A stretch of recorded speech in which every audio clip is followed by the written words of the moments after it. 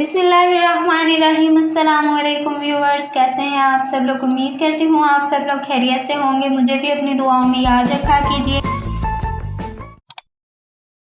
आप देख रहे हैं फूड एंड आर्ट्स और आज हम बनाएंगे मटन और मूंग की दाल। तो रेसिपी की तरफ चलते हैं। प्याज मैंने कटा हुआ लिया है मोटा मोटा सा। यहाँ पर मेरे पास हाफ केजी मटन है। दाल भी मैंने इसके लिए हाफ केजी ली है। काफ़ी देर से वॉश करके रखी हुई है तो ये टेंडर हो चुकी है।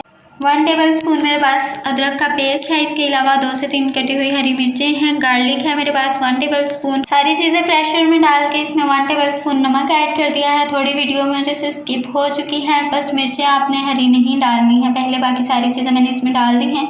1 टेबलस्पून इसके अंदर रेड चिली ऐड कर लेंगे। हाफ टेबलस्पून हल्दी ऐड कर लेंगे। इसके बाद इसको 15 मिनट के लिए स्टीम लगवा देंगे। 15 मिनट के बाद हमारा मटन बिल्कुल रेडी हो चुका होगा। चेक कर लेते हैं इसको। पानी है अभी इसमें थोड़ा सा और मटन तो मुझे लग रहा है बिल्कुल तैयार हो चुका है। एक दफ़ा चेक कर लेते हैं इसे।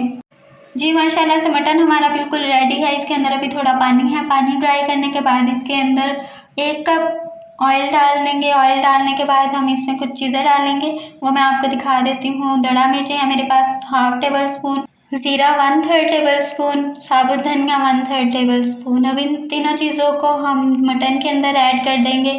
बिस्मिल्लाहिर्रहमानिर्रहीम। ये सारी चीज़ें इसके अंदर ऐड करने के बाद हम इसमें हरी मिर्चें और जिंजर का पेस्ट जो मैंने आपको दिखाया था वो ऐड कर देंगे।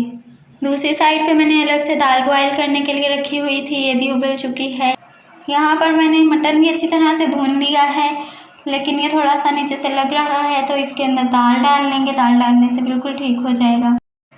दाल डालने के बाद मैंने इसको 4 से 5 मिनट के लिए नॉर्मल फ्लेम पे पका लिया है। माशाल्लाह से दाल बिल्कुल तैयार हो चुकी है। अब इसको ज़ीरे के तड़के वाले चावलों के साथ डिश आउट कर लेंगे। चावलों की रेसिपी मैंने डिस्क्रिप्शन में दे दी है। वीडियो अच्छी लगी तो लाइक शेयर एंड कमेंट ज़रूर कीजिएगा। अल्लाह हाफिज़।